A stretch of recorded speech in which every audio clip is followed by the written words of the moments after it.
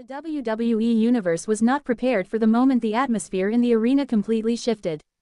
What began as a brutal test of endurance between two warriors turned into a night that rewrote the balance of power in WWE. Roman Reigns returned, Cody Rhodes was destroyed, and Drew McIntyre walked away from a 3 stages of hell match changed forever. The night started with confidence and belief. Cody Rhodes walked to the ring with purpose, soaking in the reaction of the crowd. He spoke about resilience, about surviving wars that were supposed to end him, about how the road he's walked has been filled with betrayal, pain, and sacrifice. Cody said that no matter how brutal things get, he always finds a way to stand back up. He said the story doesn't end tonight. It never ends when he's breathing. Then Drew McIntyre arrived. No smiles, no theatrics, just cold focus. Drew reminded everyone that he lives for pain, that he thrives when chaos surrounds him. He said Cody may believe in stories, but he believes in results. He said 3 stages of hell isn't about heart, it's about who's willing to destroy themselves to destroy the other man first. Drew promised Cody that by the end of the night, belief would mean nothing. The bell rang for the first stage, a straight wrestling match. From the opening lockup, Drew's power was overwhelming.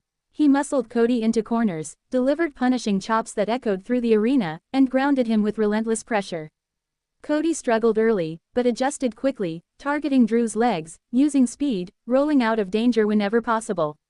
The match became a chess game mixed with brutality. Cody survived a spinebuster. Drew kicked out of Crossroads. Every near fall raised the tension higher. Drew went for the Claymore early, but Cody collapsed at the last second, causing Drew to crash hard.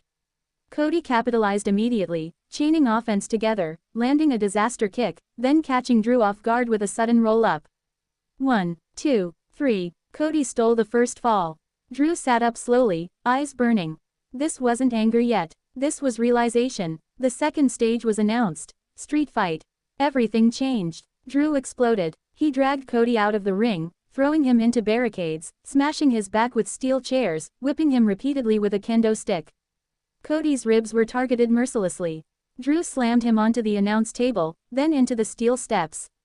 The punishment was relentless. Cody fought back with pure survival instinct. He used the environment, launching himself off the steps, catching Drew with a Cody cutter on the floor. He drove Drew through a table, shocking the crowd. But Drew kept getting up. Drew always gets up. Weapons littered the ring, chairs bent, kendo sticks shattered, Cody's body showed the damage.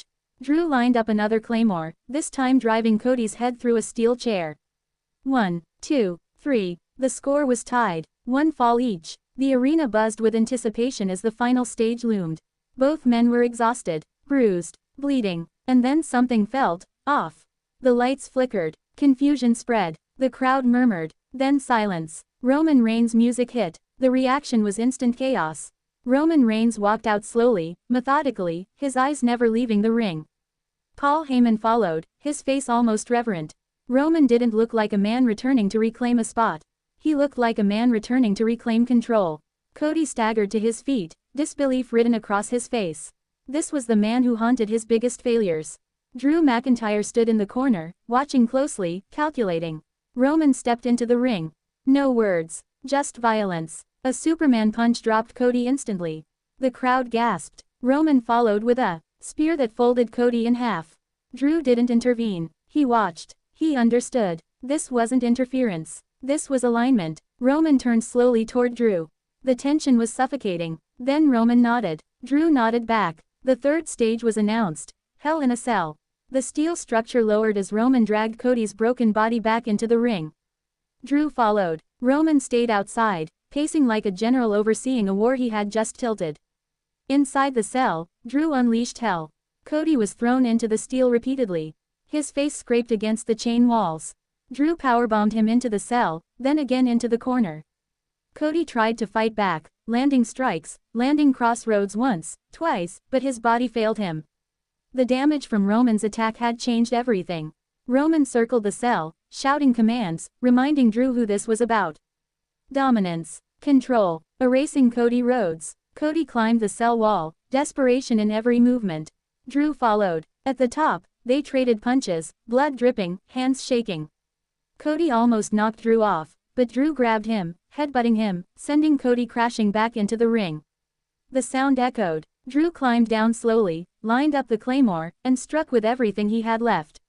1, 2, 3. The match was over. But the night wasn't. Roman entered the cell. He stood over Cody's lifeless body, lifting the championship high, reminding everyone that the tribal chief's shadow never left. Roman placed his foot on Cody's chest, staring into the hard camera. Drew stood beside him, breathing heavily, eyes locked forward. This wasn't just help. This was a declaration. Roman Reigns is back. Drew McIntyre has chosen a side. And Cody Rhodes has been broken, not just physically, but symbolically. The WWE landscape shifted in that moment. Alliances were rewritten, power was reclaimed, and the road forward became far more dangerous for everyone involved. This wasn't a return. This was a takeover. And the story just entered its darkest chapter yet.